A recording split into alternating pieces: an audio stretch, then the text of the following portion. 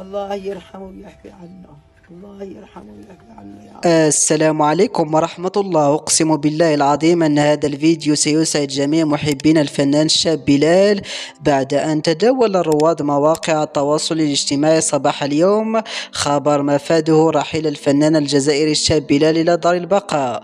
قالوا أنه لفظ أنفاسه الأخيرة في أحد مستشفيات وهران بعد ارتطام سيارته بشاحنة من الحجم الكبير، وانتقل إلى لقاء ربه. لكن ما هز العالم وهو ما قالته والدة الفنان الجزائري الشاب بلال، التي أدلت بتصريحات لإذاعة النهار الجزائرية وقالت أن كل الأخبار التي تروج لوفاة ابنها بلال غير صحيحة بتاتا، وهو حي يرزق.